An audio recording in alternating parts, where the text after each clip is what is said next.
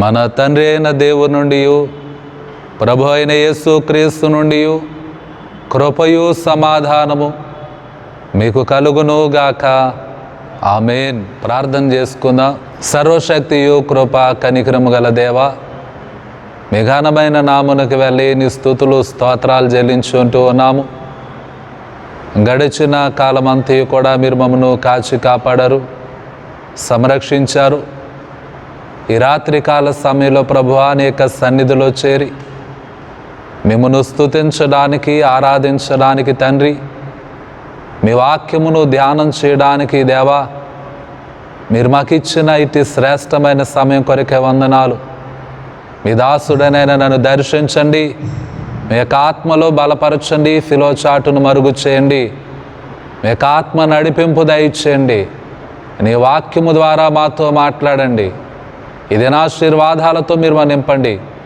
యేసు నామమున అడిగి వేడుకొనుచున్నాము తండ్రి, ఆమేన్. ప్రభునందు ప్రియ దేవుని బిడలారా, దేవుడు మనకు అనుగ్రహించిన శ్రేష్టమైన సమయం బట్టి దేవునికి వందనాలు చెల్లించు ఉన్నాను. అలాగని కూడా వచ్చిన మీకు అందరికీ కూడా ప్రభునామం పేరిట శుభాభివందనాలు చెల్లించు ఉన్నాను. వాక్య భాగాన్ని ధ్యానం చేద్దాం. ఆదికాండము 7వ అధ్యాయము 1వ వచనము నుండి 5వ వచనం వరకున్న వాక్య భాగాన్ని మనం చదువుకున్నాం. ఈ వాక్య భాగంలో నుండి ఒక అంశాన్ని మనం ధ్యానం చేయబోతున్నాం. ద ఇన్విటేషన్, ఆహ్వానము అనే అంశాన్ని మనం ధ్యానం చేయబోతున్నాం. బైబిల్ గ్రంథంలో ద గ్రేట్ ఇన్విటేషన్స్, చాలా గొప్ప ఆహ్వానాలు, ప్రాముఖ్యమైనటువంటి ఆహ్వానాలు, విలువైనటువంటి ఆహ్వానాలు, గౌరవప్రదమైనటువంటి ఆహ్వానాలు బైబిల్ గ్రంథంలో చాలా ఉన్నాయి. ఈరోజు మనం చదివినటువంటి వాక్య భాగం ద్వారా ఇవ్వబడుతున్నటువంటి ఆహ్వానం, ద ఇన్విటేషన్ టు కమిట్మెంట్, నిబద్ధతను గూర్చినటువంటి ఆహ్వానం. కమిట్మెంట్ అనే మాటకి మరొక అర్థాన్ని చూసినట్లయితే అంకిత భావం, అంకిత భావం కలిగి ఉండుటను గూర్చిన ఆహ్వానం. అలాగే డెడికేషన్, సమర్పణను గూర్చినటువంటి ఆహ్వానం. ఈ వాక్య భాగాన్ని మనం చదివితే నోవహులో అంకిత భావం కనబడుతుంది, నిబద్ధత కనబడతా ఉంది, సమర్పణ కనబడతా ఉంది. దేవుడు అప్పగించినటువంటి ఒక పనిని నమ్మకంగా, నిబద్ధత కలిగి, సమర్పణ కలిగి, అంకిత భావం కలిగి నెరవేర్చినటువంటి నోవహును మనం చూస్తూ ఉన్నాం. అందుకే దేవుడు నోవహుని గురించి మాట్లాడుతూ అంటాడు కదా, ఈ తరము వారిలో నీవే నా ఎదుట నీతిమంతునిగా ఉన్నావు. నీతిమంతునిగా ఉన్నావు. నీతిమంతునిగా ఉన్నాడు కాబట్టి, నిబద్ధత కలిగి ఉన్నాడు కాబట్టి, అంకిత భావం కలిగి ఉన్నాడు కాబట్టి దేవుడొక్క పని నోవహుకు అప్పగించాడు. ప్రియమైన దేవుని బిడలారా, ఈ మాటలు మనం చదువుతూ ఉంటే దేవుని యొక్క వాక్యంలో ఉన్నటువంటి ఒక ప్రత్యేకమైనటువంటి ఆహ్వానాన్ని గూర్చి, ఈ ఆహ్వానం అనే మాటను గూర్చి మనం నేర్చుకుంటున్నాం. ఈ ఆహ్వానంలో దేవుడు దేనికి పిలుస్తామన్నాడనంటే సమర్పణ కలిగి ఉండటానికి, నోవహు వలె నిబద్ధత కలిగి ఉండటానికి, అంకిత భావం కలిగి ఉండటానికి దేవుడు మనల్ని పిలుస్తా ఉన్నాడు. బైబిల్ గ్రంథంలో ఇంకా మనం ఆలోచన చేస్తే ఇంకా ప్రత్యేకమైనటువంటి ఆహ్వానాలు చాలా కనబడతాయి మనకి. రాబోయే దినాల్లో ఈ ఆహ్వానం అనే మాటను గురించి ఇంకా మనం దేవుని యొక్క వాక్యంలో నుండి కొన్ని అంశాలు మనం వినబోతున్నాం. ఆహ్వానం అనే మాటలో నుండి ప్రియమైన దేవుని బిడ్డలారా, దేవుడు తన ఇన్విటేషన్ మనకి ఇచ్చినప్పుడు ఆ ఇన్విటేషన్లో, ఆ ఆహ్వానంలో 2 విషయాలు ఉంటాయి. ఒకటి ఛాలెంజ్, సవాలు. దేవుడిచ్చేటువంటి ఆహ్వానంలో ఒక సవాలు. దేవుడు నోవహుతో మాట్లాడినప్పుడు ఒక సవాలు దేవుడిచ్చాడు. దేవుని పని ద్వారా ఒక ఛాలెంజ్ దేవుడిచ్చాడు. నోవహు ఆ సవాలును స్వీకరించాడు, ఆ ఛాలెంజ్ స్వీకరించాడు. ప్రియమైన దేవుని బిడ్డలారా, దేవుడు మనల్ని పిలిచినప్పుడు, ఒక పనిని మనకు అప్పగించినప్పుడు, ఒక బాధ్యత మనకు అప్పగించినప్పుడు ఎన్ని ఆటంకాలు ఎదురైనా ఆ బాధ్యత నెరవేర్చడంలో మనం వెనుకాడకూడదు. లేకపోతే ఈ లోకము యొక్క, లేకపోతే ఈ లోకంలో ఉన్న మనుషుల యొక్క ప్రలోభాలకి, లేకపోతే వారి యొక్క బెదిరింపులకి మనం లోనైపోయి దేవుడు పిలిచినటువంటి పిలుపులో, దేవుడు ఇచ్చినటువంటి ఆహ్వానంలో, దేవుడు ఇచ్చేటువంటి ఆ సవాలులో వెనుకబడిపోకూడదు. చాలాసార్లు మన లైఫ్లో, మన క్రైస్తవ జీవితంలో దేవుడిచ్చినటువంటి సవాలును స్వీకరించలేక వెనుకబడిపోయే పరిస్థితి ఏర్పడుతుంది. నోవహు అలాంటి జీవితం కలిగిన వాడు కాదు, అలాంటి వ్యక్తిత్వాన్ని కలిగిన వాడు కాదు. దేవుడిచ్చినటువంటి ఛాలెంజ్ను హృదయపూర్వకంగా స్వీకరించినటువంటి వాడు. ఎందుకనంటే ఈ సవాలులో, లేకపోతే ఈ ఆహ్వానంలో ఒక సవాలు ఉందని మనం జ్ఞాపకం చేసుకుంటున్నాం. ఎంతగా దేవుడు ఛాలెంజ్ చేశాడో అంతగా దేవుడు ఇచ్చినటువంటి ఆ ఛాలెంజ్లో ఒక బ్లెస్సింగ్, ఒక ఆశీర్వాదం దేవుడు ఇచ్చాడు. ప్రియమైన దేవుని బిడ్డలారా, లోకమంతా నాశనం అయ్యింది కానీ ఎవరు నాశనం కాలేదో, నోవహు నాశనం కాలేదో, నోవహు కుటుంబము నాశనం కాలేదో, నోవహుతో పాటు అతని కుటుంబంతో పాటు ఓడలో ప్రవేశించిన వారు నాశనం కాలేదు. ఎప్పుడైతే మనం వెనుకబడతామో, లేకపోతే తప్పించుకుంటామో, లేకపోతే వేరే ఆలోచన చేస్తామో, అప్పుడే మనం దేవుడిచ్చినటువంటి ఆహ్వానంలో ఆశీర్వాదాన్ని కోల్పోతాం. దేవుడిచ్చేటువంటి ఆహ్వానంలో ఆహ్వానించేటప్పుడు ప్రత్యేకంగా వాడే మాట ఏంటి చెప్పండి? చెప్పాల. ఇప్పుడు మనం ఏదో మ్యారేజ్ ఇన్విటేషన్ ఇవ్వడానికి వెళ్ళాం. మ్యారేజ్ ఇన్విటేషన్ ఇచ్చేసి వచ్చేస్తామా? ఏం చెప్తాం మన మ్యారేజ్ ఇన్విటేషన్ ఇచ్చి?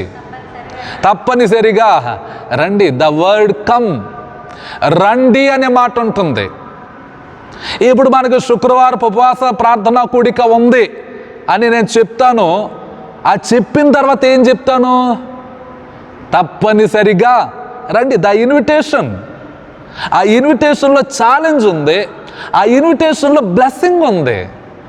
ప్రియమైన దేవుని బిడ్డలారా, ఈ ఉపవాస ప్రార్థనకు రండి అనే ఛాలెంజ్లో మనకుండేటువంటి లోటుపాట్లు ఏంటంటే, మైనస్లు ఏంటంటే, చీకటిగా ఉంది కాబట్టి వెళ్ళనక్కర్లా. తర్వాత దూరంగా ఉంది కాబట్టి వెళ్ళలేను. అంటే దేవుడిచ్చేటువంటి ఛాలెంజ్ని దేవుని ఆరాధించడానికి, ప్రార్థించడానికి, స్తుతించడానికి, దేవునితో సహవాసం చేయడానికి దేవుడిచ్చినటువంటి ఆ ఇన్విటేషన్ మనం స్వీకరించలేనటువంటి, పాటించలేనటువంటి, అనుసరించలేనటువంటి పరిస్థితిలో మనం ఉండిపోతున్నాం. దేవుని యొక్క వాక్యం మనతో మాట్లాడుతుంది. ఈ రండి అనే మాట బైబిల్ గ్రంథంలో ఎన్నిసార్లు ఉందో తెలుసా అండి? రండి అనే మాట, టు కమ్, ప్రభువు ఇచ్చినటువంటి ఆహ్వానపూర్వకమైనటువంటి ఆ మాట బైబిల్ గ్రంథంలో 1972 సార్లు ఉంది. ఎన్నిసార్లు? 1972 సార్లు. అంటే 1972 సార్లు దేవుడు రండి అని పిలుస్తూ ఇన్వైట్ చేసి, ఆ ఇన్విటేషన్లో ఒక ఛాలెంజ్ని, ఒక బ్లెస్సింగ్ని దేవుడు మనకిస్తున్నాడు. ఇక్కడ ఆదికాండం 7వ అధ్యాయం 1వ వచనంలో, నీవును నీ ఇంటి వారును ఓడలో ప్రవేశించండి. దేవుడిచ్చినటువంటి ఆహ్వానం, దేవుడిచ్చినటువంటి ఆ ఇన్విటేషన్, ఆ ఇన్విటేషన్లో ఛాలెంజ్, నీవును నీ ఇంటి వారును ఆ ఓడలో ప్రవేశించండి. ప్రియమైన దేవుని బిడ్డలారా, ఒక కమాండ్, ఒక ఆజ్ఞ దేవుడిచ్చాడు ఇక్కడ, ఒక కట్టడ దేవుడు ఇచ్చాడు ఇక్కడ, ఒక ఇన్స్ట్రక్షన్. ఈ తరము వారిలో నీవు నా ఎదుట నీతిమంతునిగా ఉన్నావు కాబట్టి నీవు నీ ఇంటి వారు ఆ ఓడలో ప్రవేశించండి. ప్రియమైన దేవుని బిడ్డలారా, మరి మొట్టమొదటి ఆహ్వానం ఇది, మొట్టమొదటి పిలుపు ఇది. నోవహు కుటుంబానికి దేవుడిచ్చినటువంటి ఈ ఆధిక్యత, కమింగ్ టు ద ఆర్క్, ఓడలో ప్రవేశించండి. ఎందుకు ఓడలో ప్రవేశించాలి? ఎందుకు ఓడలో ప్రవేశించాలి? నోవహును అతని కుటుంబాన్ని ఓడలో ఎందుకు దేవుడు ప్రవేశించమన్నాడు? Saved from the flood. తుఫాను నుండి తప్పించుకోవాలంటే, ప్రళయము నుండి తప్పించుకోవాలంటే, వరద నుండి తప్పించుకోవాలంటే, ఈ భూమి మీదకి రాబోతున్నటువంటి జల ప్రళయం నుండి తప్పించుకోవాలనంటే, నోవహు రక్షింపబడాలనంటే దేవుడిచ్చినటువంటి ఇన్విటేషన్ స్వీకరించాలి. ఒకవేళ దేవుడిచ్చినటువంటి ఆ ఆహ్వానాన్ని నోవహు తిరస్కరిస్తే లోకస్తుల వలె నాశనానికి గురయ్యేటువంటి వాడు. కానీ దేవుడిచ్చిన ఛాలెంజ్ స్వీకరించాడు, ఆ పిలుపును గౌరవించాడు. ప్రియమైన దేవుని బిడ్డలారా, దేవుని యొక్క వాక్యము మనతో మాట్లాడుతుంది. ద ఇన్విటేషన్, ఈ ఇన్విటేషన్, ఈ ఆహ్వానం దేని కొరకనంటే మనము కమిట్మెంట్ కలిగి ఉండటానికి, అంకిత భావం కలిగి ఉండటానికి, దేవుని మాట ఎడల మనం శ్రద్ధ కలిగి ఉండటానికి దేవుడు మనలను పిలుస్తా ఉన్నాడు. ఆ ఓడలో ప్రవేశించమన్నప్పుడు ఆ ఓడను గూర్చినటువంటి విషయాలు, కొన్ని విషయాలు మనం జ్ఞాపకం చేసుకుందాం. ఆ ఓడ దేనితో తయారు చేయబడింది చెప్పండి? ఓడను తయారు చేయడానికి ఉపయోగించిన చెక్క ఏ చెక్కతో నిర్మించారు? చితిసారకపు మ్రాను, గ్రాఫర్ వుడ్. ఆ చెక్కతో ఆ ఓడ నిర్మించడం జరిగింది. ప్రియమైన దేవుని బిడలారా, ఒకవేళ తడికి పాడైపోకుండా, అది చివికిపోకుండా, లేకపోతే ఆ చెదలు పట్టకుండా, అది నాశనం కాకుండా దేవుడు ఒక చెక్కను దేవుడు చూపించాడు. ఆ చెక్కతో ఆ ఓడ నిర్మించబడింది. ఈ చెక్క దేనికి గుర్తుగా ఉందనంటే హ్యుమానిటీ. ప్రియమైన దేవుని బిడ్డలారా, the humanity of Jesus Christ, యేసుక్రీస్తు వారికి గుర్తుగా ఉంది. యేసుక్రీస్తు వారికి గుర్తుగా ఉంది. యేసుక్రీస్తు వారు తన లైఫ్ని ఒక మొక్కతో ఆయన పోల్చుకున్నారు. ఏ మొక్క చెప్తారా? యేసుక్రీస్తు వారు తన జీవితాన్ని, తనను ఒక మొక్కతో పోల్చుకున్నారు. యేసయ్య దేనితోనో చెప్తారా? యోహాను సువార్త 15వ అధ్యాయం 1వ వచనం, నేను నిజమైన ద్రాక్షావల్లిని. యేసుక్రీస్తు వారు సిలువను మోస్తున్నటువంటి సమయంలో యెరూషలేము వీధులలో ఆయన సిలువను మోసుకొని నడుస్తూ ఉండగా యెరూషలేము కుమార్తెలు యేసుక్రీస్తు వారిని చూసి ఏడ్చినప్పుడు అక్కడ యేసుక్రీస్తు వారు ఒక మాట మాట్లాడతారు. తనను ఒక చెట్టుతో, ఒక మ్రానుతో పోల్చుకోవడం అనేది ఆ వాక్య భాగంలో మనం చూసాం. అంటే నోవహు తయారు చేసినటువంటి ఓడ చితిసారకపు మ్రానుతో తయారు చేయటం, ఆ ఓడ, ఆ చెక్క ఎవరికి గుర్తుగా ఉందనంటే యేసుక్రీస్తు వారికి గుర్తుగా ఉంది. యేసుక్రీస్తు వారు అంటారు కదా, యెరూషలేము వీధులలో యెరూషలేము కుమార్తెలతో మాట్లాడుతుంటారు, పచ్చి మ్రానుకై ఎలాగూ చేస్తే ఎండిన మ్రానుకి ఏమి చేయుదురు?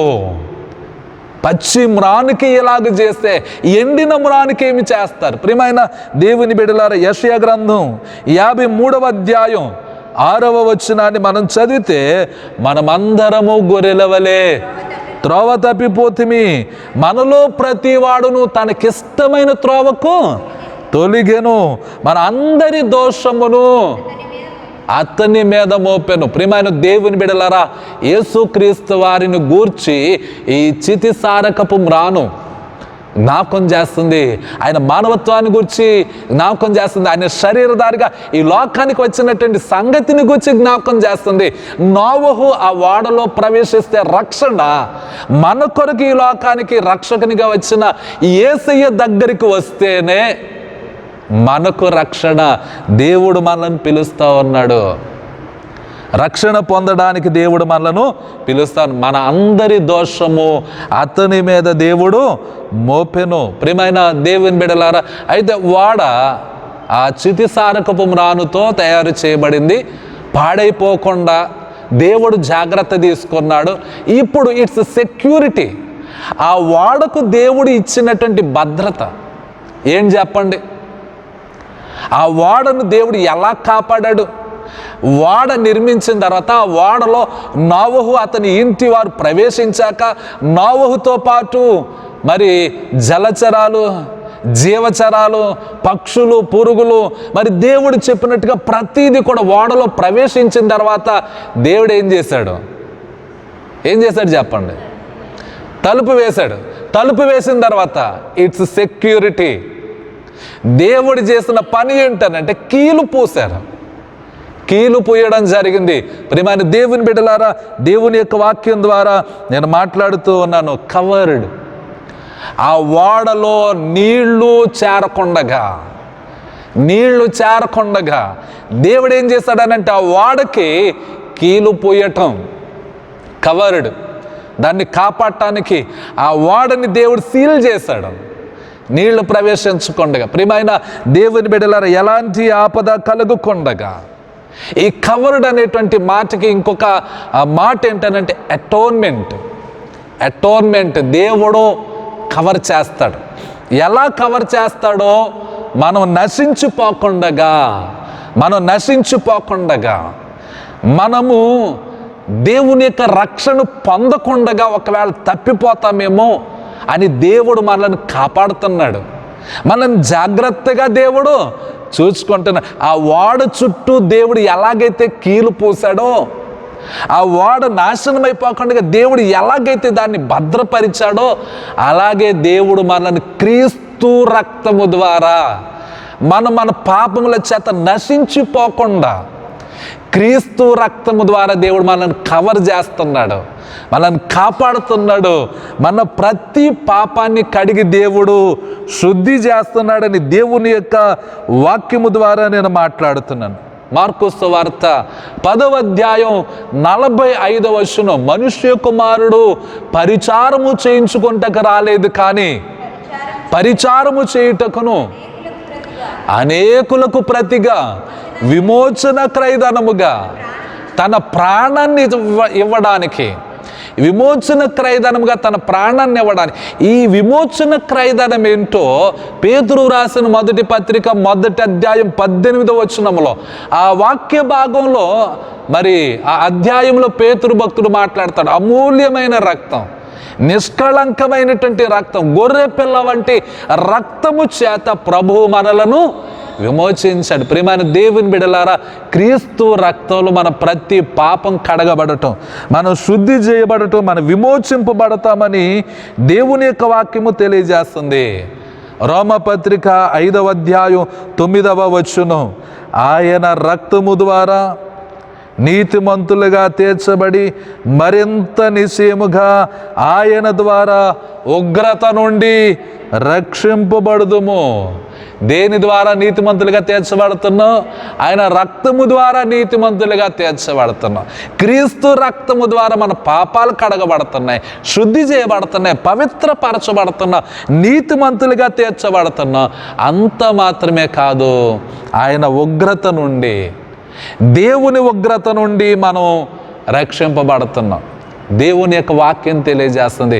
మరి నోవహు నిర్మించినటువంటి ఓడ, ఆ ఓడకు ఉపయోగించిన చెక్క యేసుక్రీస్తు వారి యొక్క మానవత్వాన్ని గురించి, లేకపోతే ఆయన శరీరధారిగా ఈ లోకానికి వచ్చిన సంగతిని గురించి ఆ చెక్క తెలియజేస్తుంది. అలాగే ఆ ఓడను కాపాడటానికి దేవుడు ఉపయోగించిన కీలు యేసుక్రీస్తు వారి యొక్క రక్తము ద్వారా మనం కాపాడబడుతున్నాం, శుద్ధి చేయబడుతున్నాం, నీతిమంతులుగా తీర్చబడుతున్నామని దేవుని యొక్క వాక్యము ద్వారా మనం జ్ఞాపకం చేసుకుంటూ ఉన్నాం. 3వ మాట నేను జ్ఞాపకం చేస్తున్నా, ఇట్స్ సైజ్. ఆ ఓడ యొక్క పరిమాణం, ఆ ఓడ ఎంత పెద్దది అని ఆలోచన చేస్తే అక్కడ ఇవ్వబడినటువంటి రెఫరెన్స్ ఆదికాండం 6వ అధ్యాయం 15వ వచనంలో నోవహు నిర్మించినటువంటి ఓడ ఎంత పెద్దదో, ఎంత వైశాల్యం కలిగిందో, ఎంత పరిమాణం కలిగిందో ఆ వాక్య భాగంలో మనం చూస్తున్నాం. 300 మూరల పొడవు, 50 మూరల వెడల్పు, 30 మూరల ఎత్తు. ప్రియమైన దేవుని బిడలారా, ఆలోచన చేయండి.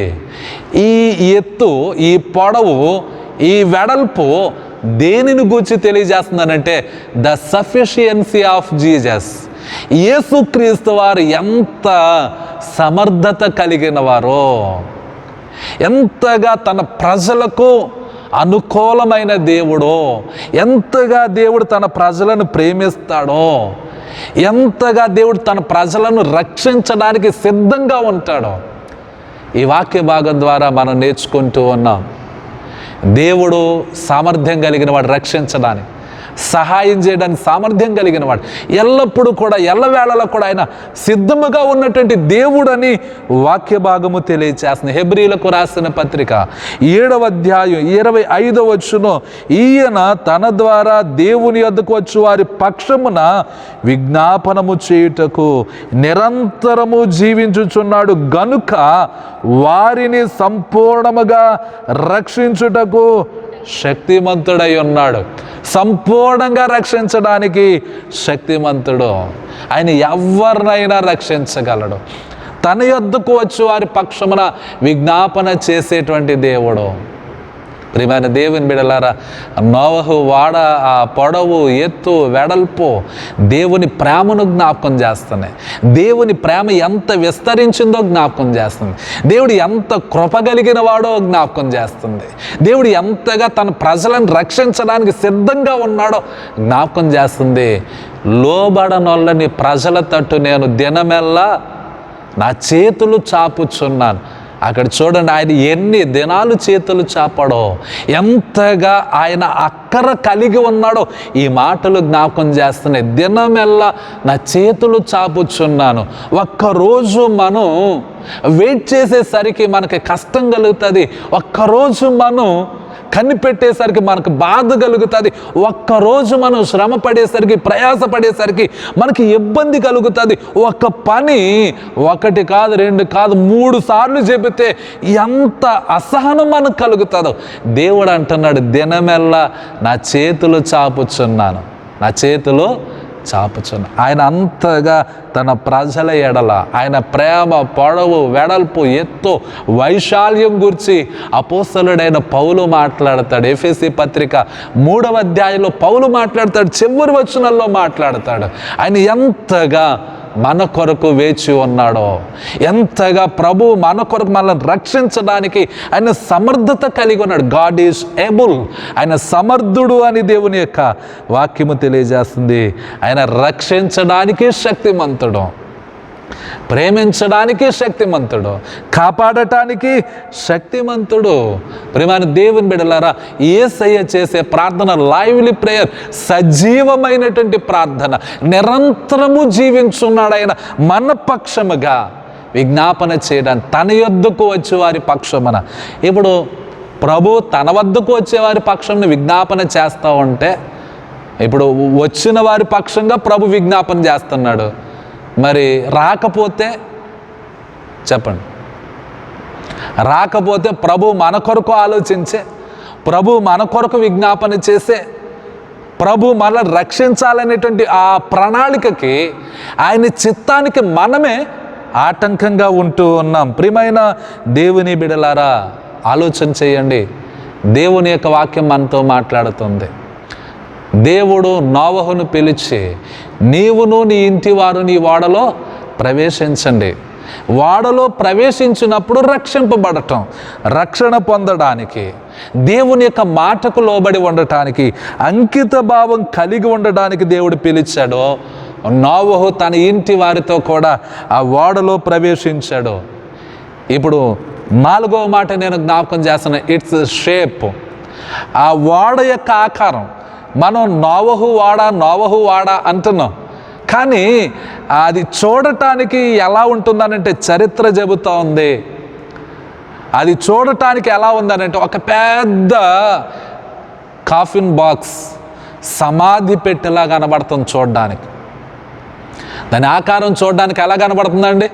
ఒక సమాధి పెట్టెలాగా, నీటి మీద తేలి ఆడుతున్న ఒక పెద్ద సమాధి పెట్టెలాగా కనబడుతుంది. ప్రియమైన దేవుని బిడలారా, రోమపత్రిక 6వ అధ్యాయంలో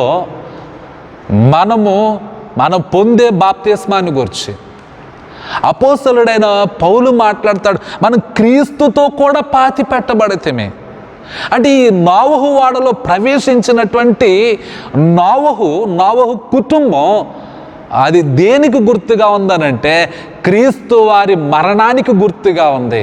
ప్రియమైన దేవుని బిడ్డలారా, మన యొక్క జీవితం ఎలాగుండాలనంటే, మనం ప్రభువు దగ్గరకు వచ్చినప్పుడు, మన పాపాలు ఒప్పుకున్నప్పుడు క్రీస్తు మరణంలో మనం ప్రవేశించిన వారిగా ఉండాలి అని దేవుని యొక్క వాక్యము జ్ఞాపకం చేస్తుంది.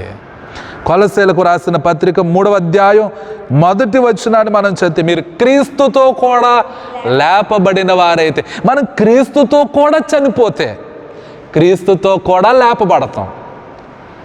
మన పాపాలను బట్టి మనం చనిపోయిన వారిగా, మనం చచ్చిన వారిగా ఉన్నాం. అంటే నోవహు వాడ దేనిని జ్ఞాపకం చేస్తుందనంటే క్రీస్తు వారి మరణాన్ని జ్ఞాపకం చేస్తుంది. అలాగే మనము పాపముల చేత చచ్చిన వారమని కూడా జ్ఞాపకం చేస్తుంది. క్రీస్తుతో కూడా లేపబడితే వేటిని వెదకాలటండి? పైనున్న వాటినే వెదకాల. ప్రియమైన దేవుని బిడ్డలారా, మనం లోక సంబంధమైన వాటిని వెదకడం కాదు కానీ, భూ సంబంధమైన వాటితో మన కాలక్షేపం చేయడం కాదు కానీ, ఆత్మ సంబంధమైన సంగతులను మనం వెదకాలి. వాటి కొరకు మనము అక్కర కలిగి ఉండాలని వాక్య భాగం తెలియజేస్తుంది. మరి నోవహు వాడ 5వ మాట నేను జ్ఞాపకం చేస్తాను, ఇట్స్ స్ట్రక్చర్. మరి ఆ స్ట్రక్చర్ని, నిర్మాణాన్ని మనం గమనిస్తే చెప్పండి, మీరు నోవహు వాడ గురించి చదువుతారు కదా, ఆదికాండం 7వ అధ్యాయం 6-7 అధ్యాయాలు చదివితే నోవహు వాడ ఎలా ఉంటుంది చెప్పండి. నోవహు వాడ యొక్క రూపురేఖలు, ఆ నిర్మాణ శైలి ఎలా ఉంటుంది చెప్పండి. నేను చెప్తాను, మీరు చెప్పకపోతే నేను చెప్పాలి కాబట్టి నేనే చెప్తాను. మీరు కష్టపడద్దు, నేనే చెప్తాను. నోవహు వాడకి 1 డోర్, ఒకే ఒక్క తలుపు ఉంది. రెండవది 1 విండో, ఒకే ఒక్క కిటికీ ఉంది. అయితే ఆ వాడలో 3 స్టైర్స్, 3 అంతస్తులు ఉన్నాయి.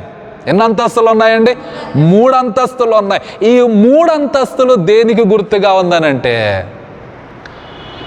The Trinity in salvation.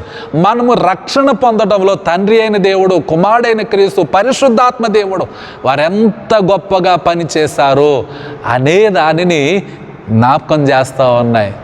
నోవహు వాడ నిర్మించడమే కాదు, ఆ వాడలో ప్రవేశించడం, ఆ వాడలో ఉన్నటువంటి ఒక్కొక్క విషయం ద్వారా ఒక్కొక్క పాఠాన్ని మనం నేర్చుకుంటూ ఉన్నాం. ప్రియమైన దేవుని బిడ్డలారా, మరి తలుపు ఉంది, కిటికీ ఉంది, 3 అంతస్తులు ఉన్నాయి. నోవహు ఉన్నాడు, నోవహు ఇంటి వారు ఉన్నారు, ఆ జంతువులు ఉన్నాయి, పక్షులు ఉన్నాయి, పురుగులు ఉన్నాయి, అన్నీ ఉన్నాయి. తర్వాత అడుగుతాను ఈ మాట, అన్నీ ఉన్నాయి. ఇంకా ఏమున్నాయనంటే ఆదికాండం 6వ అధ్యాయం 21వ వచనం, మరియు తినుటకు నానా విధములైన ఆహార పదార్థములను కూర్చుకొని నీ దగ్గర ఉంచుకొనుము, అవి నీకును వాటికిని ఆహారమగును. ఏమన్నా గుర్తొచ్చింది ఈ మాట వింటే మీకు? నోవహు ఇంటి వారు వాడలో ప్రవేశిస్తున్నారు. జంతువులు ఉన్నాయి, పక్షులు ఉన్నాయి, అన్నీ కూడా అన్ని రకాల ప్రాణులు ఉన్నాయి. దేవుడు ఎలాగైతే చూపించాడో అన్నీ కూడా వాడలో ప్రవేశించాయి. నానా విధములైనటువంటి ఆహారాలు సమకూర్చాడు, ఇది ఏం జ్ఞాపకం చేసుకోవచ్చానంటే మనం లాక్డౌన్ జ్ఞాపకం చేసుకోవచ్చు. లాక్డౌన్ ఇచ్చే ముందు మనకందరికీ కూడా వాట్సాప్లో మెసేజ్లు వచ్చేసినాయి, రేపటి నుంచి లాక్డౌన్ ఇచ్చేస్తున్నాడు కాబట్టి మీకు కావలసినవన్నీ ముందే సమకూర్చుకోండి అని అంటే, ఇక చూడండి అందరూ సంచులు బ్యాగులు పట్టుకొని ఎంత పెద్ద లైన్లో. ప్రియమైన దేవుని బిడ్డలారా, ఈ వాక్య భాగం ద్వారా అక్కడ దేవుడు సమకూర్చమన్నటువంటి నానా విధములైనటువంటి ఆహార పదార్థముల ద్వారా ఒక మాట నేను జ్ఞాపకం చేస్తున్నాను. Jesus is our salvation. యేసే మన రక్షణ. మనం ప్రభువు దగ్గరకు వచ్చే రక్షణ పొందుకుంటాం. అలాగే he is bread to the hungry. ఆకలి కొనిన వారికి ఆయన ఆహారమై ఉన్నాడు. He is water. ఆయన దప్పికొనిన వారికి ఆ దప్పిక తీర్చేటువంటి జీవజలమై ఉన్నాడు. సమరయ స్త్రీ అంటుంది, ప్రభువా ఒకవేళ లాక్డౌన్ వస్తుందేమో, నీళ్లు తెచ్చుకుంటా కుదరదేమో, ఆ నీళ్ళేదో నాకు కొంచెం దయచేయనంటే యేసుక్రీస్తు చెప్పినటువంటి మాట జీవజలాన్ని గూర్చి ఆయన మాట్లాడినటువంటి మాటలు యోహాను సువార్త 4వ అధ్యాయంలో మనం చూడగలం. యోహాను సువార్త 6వ అధ్యాయం 35వ వచనంలో యేసయ్య ఇలాగంటాడు కదా, అందుకు యేసు వారితో ఇట్లా, నేను జీవాహారము నేనే, నా యొద్దకు వచ్చువాడు ఏమాత్రమును ఆకలిగొనడు, నా యందు విశ్వాసం ఉంచువాడు ఎప్పుడునూ దప్పికొనడు. ఆకలిగొనడు, దప్పికొనడు. ప్రియమైన దేవుని బిడ్డలారా, ఆయన మనల్ని సాటిస్ఫై చేస్తారు, సంతృప్తి పరిచేటువంటి ప్రభువు అని నేను జ్ఞాపకం చేస్తున్నాను. ఇక్కడ వాక్య భాగాన్ని ముగించే ముందు ఒక మాట నేను జ్ఞాపకం చేస్తున్నాను. దేవుడు, గాడ్ డిడ్ నాట్ సే, నోవహుతో ఎలా చెప్పలే, ఏమని చెప్పలేదు, go in to the arc, మీరు ఓడలోనికి వెళ్ళిపోండి అని చెప్పలే. చెప్పారా? ఓడలోనికి వెళ్ళిపోండి అని చెప్పలే. గాడ్ సెడ్, ఏమని చెప్పారనంటే come in to the ark, ఓడలోనికి ప్రవేశించండి. అంటే ఓడలోనికి వెళ్ళండి నేను చూస్తూ ఉంటాను అనలేదు దేవుడు. దేవుడు ఏమన్నాడంటే ఓడలోనికి ప్రవేశించండి, కమ్, రండి అని చెప్పిన మాట. అంటే ఓడలోనికి రమ్మన్నప్పుడు నోవహుతో పాటు ఎవరు కూడా ఉన్నారు ఓడలో? దేవుడు కూడా ఉన్నాడు. ఇదిగో నేను ఇక్కడ ఉన్నాను, మీరు లోపలికి వచ్చి నాతో ఉండండి. ఇప్పుడు అడుగుతున్నాను నేను, ఓడకి తలుపు ఉంది, కిటికీ ఉంది, 3 అంతస్తులు ఉన్నాయి, అన్ని రకాల ప్రాణులు ఉన్నాయి, ఏమి లేదు చెప్పండి,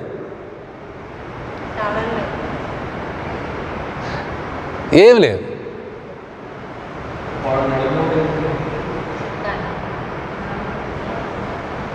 ఏమి లేదు అని అంటే వాడకి నావికుడు లేడు, వాడకి చొక్కాని లేదు.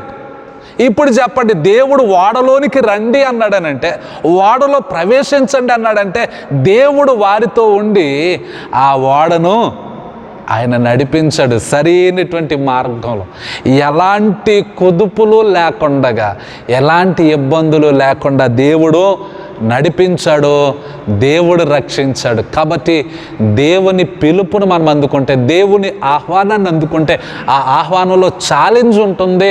ఆ ఛాలెంజ్ మనం స్వీకరిస్తే ఆ ఛాలెంజ్ వెనక బ్లెస్సింగ్ ఉంటుంది, ఆశీర్వాదం ఉంటుంది.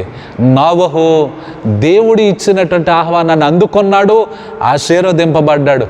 మనం కూడా ప్రభు వద్దకు వచ్చినప్పుడు రక్షింపబడతాం, ఆయన ప్రేమను పొందుకుంటాం, ఆయన మన జీవితాలలో సంతృప్తి దయచేస్తాడు. అలాగుండుటకు పరిశుద్ధ ఆత్మదేవుడు మనకు తోడయ్యుండి నడిపించును గాక. ఆమేన్. ప్రతి ఒక్కరూ కూడా తలలు వంచి ప్రార్థనలో ఏకీభవించాలని ప్రభునామం పేరిట మనవి చేస్తూ ఉన్నాం. దేవుడు నోవహుకి ఇచ్చిన ఆహ్వానము, ఓడలో ప్రవేశించుమని దేవుడిచ్చిన ఆహ్వానాన్ని నోవహు అందుకున్నాడు, రక్షింపబడ్డాడు. కాబట్టి మనం ప్రభువు వద్దకు వచ్చినప్పుడు, ప్రభు పిలుపును అందుకున్నప్పుడు, ఆయన ఆహ్వానాన్ని అంగీకరించినప్పుడు మనము కూడా రక్షింపబడతాం. మన జీవితాలలో మన కొరతలు తీర్చబడతాయి, మన పాపాలు క్షమించబడతాయి, మనము నీతిమంతులుగా తీర్చబడతాం. ప్రార్థన చేద్దాం. ప్రతి ఒక్కరూ కూడా తలలు వంచి ప్రార్థనలు ఏకీభవించాలని ప్రభునామం పేరిట మనవి చేస్తూ ఉన్నాను. సర్వశక్తియు కృప కనికరము గల దేవా, మీ ఘనమైన నామునకు వెళ్ళేని స్తుతులు స్తోత్రాలు చెల్లించుకుంటూ ఉన్నాం.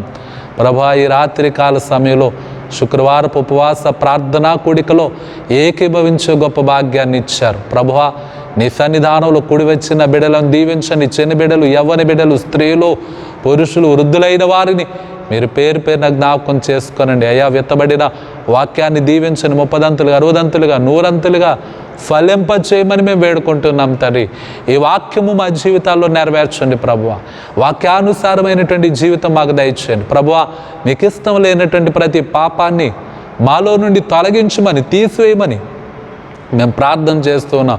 ప్రతి బిడతో మీరు మాట్లాడండి. ఈ శుక్రవారపు ఉపవాస ప్రార్థన కూడిక ఆశీర్వదించండి ప్రభువా. నీ పాద సన్నిధిలో అనేక మంది బిడలు నీ మందిరానికి వచ్చి నిన్ను ఆరాధించేటట్టుగా కృప చూపమని మేము వేడుకుంటూ ఉన్నాం ప్రభువా. నీ పాద సన్నిధిలో తండ్రి కుడి వచ్చిన బిడ్డలందరినీ కూడా దీవించండి. వారి యొక్క సమస్యలు, శోధనలు, ఇబ్బందులన్నిటినీ కూడా తొలగించండి ప్రభువా. మానుకొండ కిరణ్ కుమార్ గారిని బట్టి మేము ప్రార్థన చేస్తున్న వారిలో ఉన్న బలహీనత గద్దించండి, సంపూర్ణ స్వస్థత, ఆరోగ్యము దయచండి ప్రభువా. జోయల్ కొరకే మేము ప్రార్థన చేస్తున్న నీ కుమార్ని దర్శించండి, మీరు ముట్టి స్వస్థపరిచి సంపూర్ణ ఆరోగ్యాన్ని దయచండి ప్రభువా. అలాగనే తండ్రి ప్రభువా, నీ పాద సన్నిధిలో ప్రసాదరావు గారిని బట్టి మేము ప్రార్థిస్తున్నాం. వారిలోని బలహీనత గద్దించండి, మీ పరిశుద్ధ హస్తముతో తాకండి, సంపూర్ణ స్వస్థత, ఆరోగ్యము దయచేయండి ప్రభువా. అలాగనే తండ్రి నిరంజన్ గారిని బట్టి మేము ప్రార్థిస్తున్నాం. వారిని మీరు జ్ఞాపకం చేసుకోనండి, స్వస్థపరచండి, సంపూర్ణమైనటువంటి ఆరోగ్యాన్ని దయచేయండి ప్రభువా. ప్రతి వ్యాధి బలహీనత నుండి విడిపించండి ప్రభువా. అలాంటి ఇంకా ఎంతమంది బిడ్డలు అనారోగ్యాలతో బాధపడుతున్నారు, వారిని ముట్టి స్వస్థపరచండి తండ్రి ప్రభు. చదువుకుంటున్న బిడ్డలను దీవించండి ప్రభు. ఉద్యోగాలు చేసిన వారిని మీరు దీవించండి, వ్యాపారాలు చేసుకుంటున్న వారిని మీరు దర్శించండి ప్రభువా. ఇంకను మిమ్మల్ని ఎరుగక, మీ రక్షణ పొందక దూరముగా ఉన్నటువంటి బిడ్డలను మీరు దర్శించండి, వారితో మాట్లాడండి ప్రభువాని మీ తట్టు త్రిప్పుకొనమని మేము ప్రార్థన చేస్తున్నాం తండ్రి. మా యొక్క మెమోరియల్ లూథరన్ సంఘాన్ని మీ చేతులకు అప్పగించుకుంటున్నాం. ఆ సంఘంలో ఉన్న ప్రతి ఒక్క బిడ్డను, ప్రతి కుటుంబాన్ని ప్రభువా ఇదిగో తను మీరు దర్శించండి, నీ మహిమతో నింపండి, నీ వెలుగుతో నింపండి, ఆత్మ సంబంధమైన జీవితాలు దయచేయండి ప్రభువా. మీ యందు భయభక్తులు కలిగిన జీవితాలు దయచేయండి ప్రభువా. మిమ్మల్ని నమ్ముకొని విశ్వాసంతో నిన్ను వెంబడించే జీవితాలు అనుగ్రహించమని మేము వేడుకుంటున్నాం తండ్రి. ఈ దినాశీర్వాదాలతో మీరు నింపండి. మీ దాసుడైనా నన్ను దర్శించండి, మా కుటుంబాన్ని దర్శించండి, నీ పరిచర్యలో బలపరచండి, ప్రార్థనాపూర్వకంగా మీరు నడిపించమని, సదాకాలం మీరు మాకు తోడై ఉండమని యేసు నామమున అడిగి వేడుకొనుచున్నాము తండ్రి, ఆమేన్. పరలోకమందున్న మా తండ్రి, మీ రాజ్యం వచ్చునగాక, మీ చిత్తం పరలోకమందు నెరవేర్చునగాక. మానుదినాహనుడు మా దయచేయం, మా అపరాధం చేసిన క్షమించిన ప్రకారం అపరాధం క్షమించు, శోధనలోని తేకాకీను తప్పించు. రాజ్యము, శక్తి, మహిమ నిరంతరమైన తండ్రి, ఆమేన్. మన తండ్రి అయిన దేవుని ప్రేమ, ప్రభువైన యేసు క్రీస్తు వారి కృప, పరిశుద్ధాత్మని అన్యోన్య సహవాసం ఇప్పుడు ఎల్లప్పుడూ సదాకాలం మీకును మీ కుటుంబాలకును మన ప్రార్థనలో జ్ఞాపకం చేసుకొని ప్రతి ఒక్క బిడ్డకును మనము విన్నవించుకున్న ప్రతి ప్రార్థన మనవికిని సదాకాలము దేవుడు తోడయుండి స్వస్థపరిచి, బలపరిచి, సంరక్షించి నడిపించునుగాక. ఆమేన్. నానేడ భయకు ధాత్రిపై కాటులో క్రమేణో సహాయ మేమి లేని వారికి సహాయోడ నన్బాసి పోకుమే. ఆమేన్. అందరికీ వందనాలండి.